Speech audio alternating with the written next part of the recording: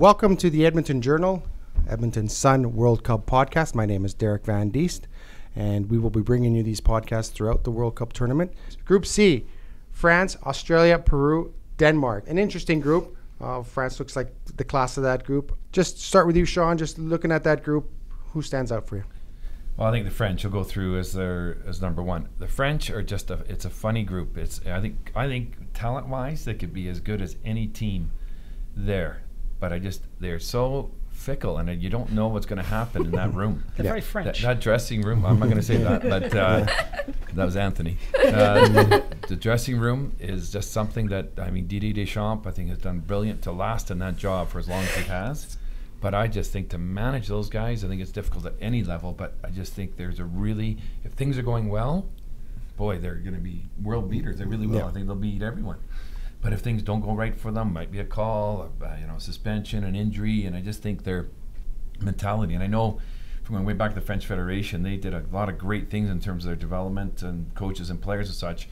But the biggest thing they started to recognize was, you know what, we want to develop good people, because they felt when doing analysis in big tournaments they were cracking at all the wrong times. Yeah. So they really went to focus on that. To me, the second one is a tough one. I think it's between, for me, Peru or Denmark. And I just think, Peru, I'm going to take Peru to go through as a second. I just think that the quality of the South American football, I don't think, to me, that's the toughest group, federation to qualify out of. Yep. Every single game, I was talking about CONCACAF earlier, how difficult it is. Every single game they play down there is just incredible. And how Brazil did in their qualifying was just, I think, unheard of. How winning everything, and they were like, I don't know how many games are left still, and they qualified. It's usually not like that at all. So I'm going to go with Peru, although I might get bit by Denmark on this, because I think Denmark have some quality as well. But I'm going to go France and then Peru second. Yeah, France are one of the favourites, one of the top three for sure. They always go far in every tournament. They've got 2 finals in the last 10 years in major tournaments, and they all seem to get into the quarters or the semis. And a very young team, very dynamic, very like the players they left out would walk into England's team.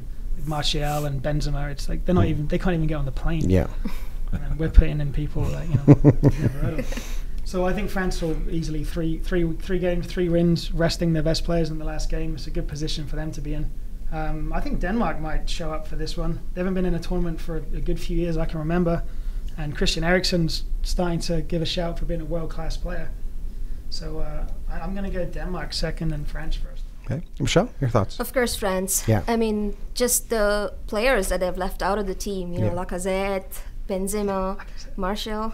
Hey, come on, I like Lacazette. He's pretty awesome. The fact that he's not there. It's just I know, it's in Paé, it's there's quite a few players who've been left out, and to be completely honest with you, I was reading this article which basically said all the players that were left out of the French team could actually go off and win the World Cup if they wanted to in some way. So France, of course... was that written by a French person? No, surprisingly written by an English person. Which, of course, they don't really like the French very much, obviously. But, I'm an Arsenal supporter, so...